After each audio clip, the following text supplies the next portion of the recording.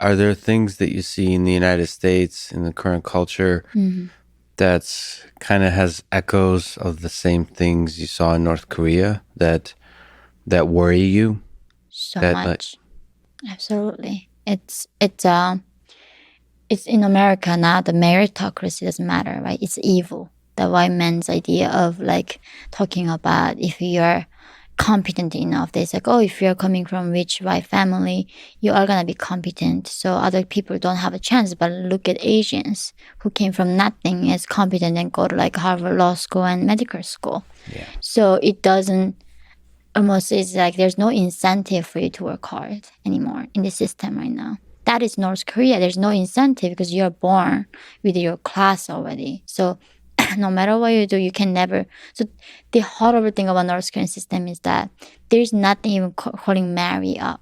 So hmm, if you're coming from other cultures that like Meghan Markle joined the royal family and she became a lawyer, you go up. But in North Korea, if someone from high class gonna marry somebody down, you only go down with them. hmm, That's how they prevent class mix.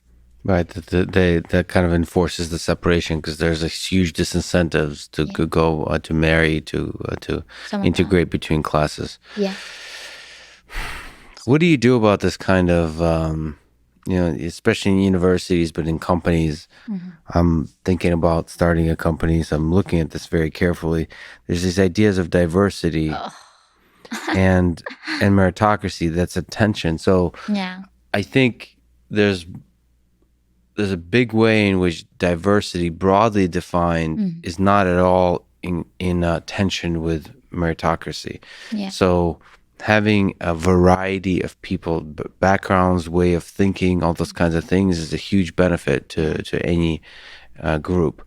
But the way diversity is often defined is by sort of very crude classes Yeah. of people, whether Yeah. it's by skin color or gender or some very kind of large group way. Mhm. And that actually does two things in my mind. One, it drowns out real diversity, Mhm. or not real, but the full spectrum of diversity, Mhm. which is like within class diversity of like, um, are you somebody who is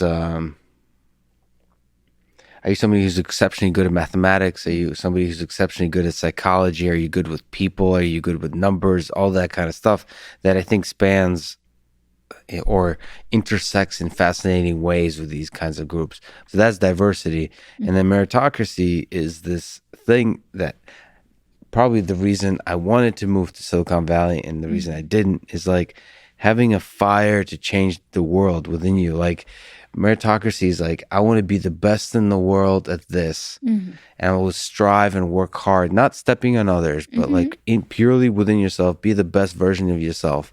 That that idea is in some ways being not celebrated or Demonized. It's demonized. literally meritocracy is being demonized right now in America. Working hard is a symbol of you coming from some established family. Yeah. The fact that you celebrate accomplishment, hard work is a sign of your patriarchal, whatever thing they call, right? And they want to abolish that. They want to like stop giving kids grades.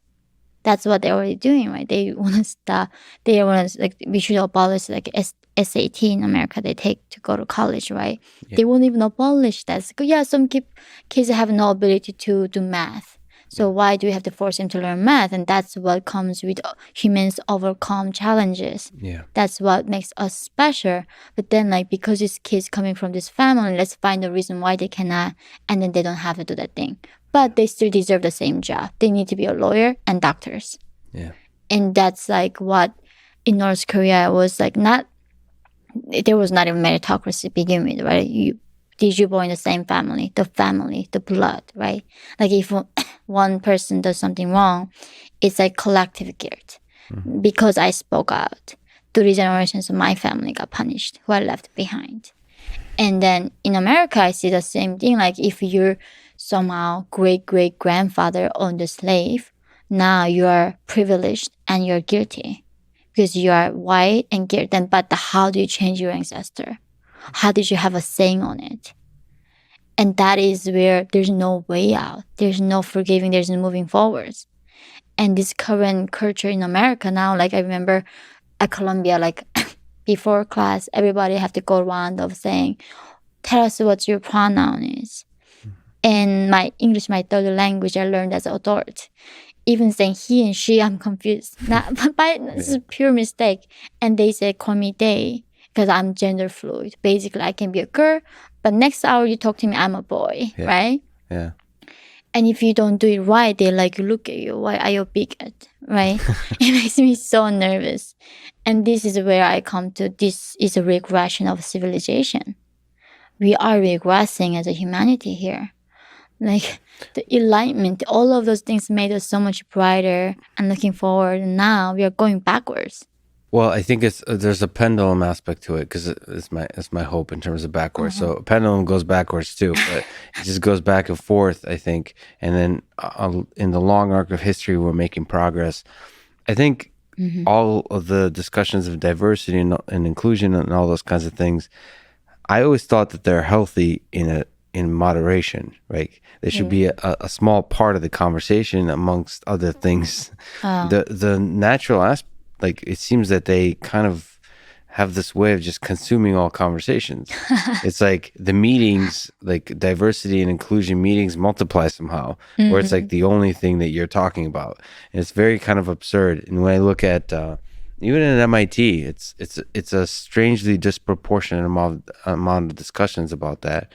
And also, to me as an engineer, those discussions are very frustrating because they don't seem to actually do anything. No. So, like, they want to bully people instead of creating systems that fix definitive problems.